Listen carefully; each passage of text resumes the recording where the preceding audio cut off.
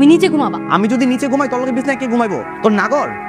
আমার টাকা কিনা বাড়ি, আমার টাকা কিনা খাট, আর আমার কাছে নিচে ঘুমাইতে? এক্সকিউজ মি, এখানে যা কিছু আছে কিছুই আর তোমার নেই, সব আমার। আর তোমার যে বস্তিতে থাকে সেখানে প্রতি মাসে 5,500 টাকা করে দেওয়া লাগে, সেটাও না আমি দেই। ঠাবরা সুদা করে ফেলাম। টাকা দেস তুই? তোর বাপের টাকা দেস? আমার টাকা আমার আব্বা আমার কাছে পৌঁছাইতেছস, আবার আমার লোক অহংকার দেখাইতেছস না?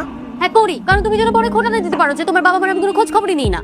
তোরা যদি আমার আম্মা আব্বার কাছে যে মাছ লাগাইতেছস না, তোর এমন অবস্থা করবো না নিজে চিনতে পারবি না। দেখি তুই যেহেতু দরদ, সারাদিন তো বাপ মার কাছে একবারও গেলা না, এখানে কেন আসছো? আচ্ছা, আমি আমার আব্বা আম্মার কাছে যাই আর তারপর তুই তোর নাগর গড়লে আমার সবকিছু নিয়ে ভাগালো হয়ে যাবি, পালাবি নাকি? 20 ঘন্টা তোর আমার চোখের সামনে রাখবি, চুপচাপ থাকবি। সরে দিক যা, চুপ করে ঘুমা। এখনো চুপ থাকবে? চুপ। তাড়াতাড়ি কর মা, হামসি বল না, আবার চলে আসবো। তাকাইস না, তাড়াতাড়ি কর। ও যে শয়তানের শয়তান, তোমার মনে হয় ও যদি কিছু আনে এই লাগেজে রাখবে? কিছুই তো নাই মা।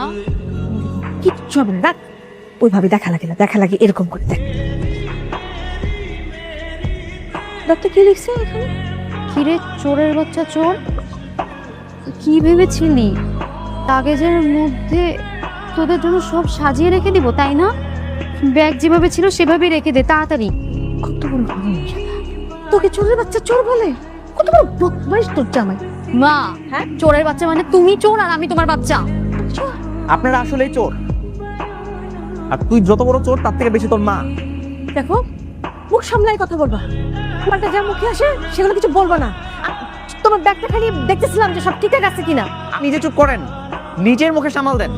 আরে কুবুদ্ধি দিয়ে দিয়ে একটা ডাইনি বানায় ফেলাইছেন, মানুষ হয়ে গেছে। হ্যাঁ হইছি, আরো হবো, কি করবা? আস্তে কি যোগ্য তুই খালি দেখবি।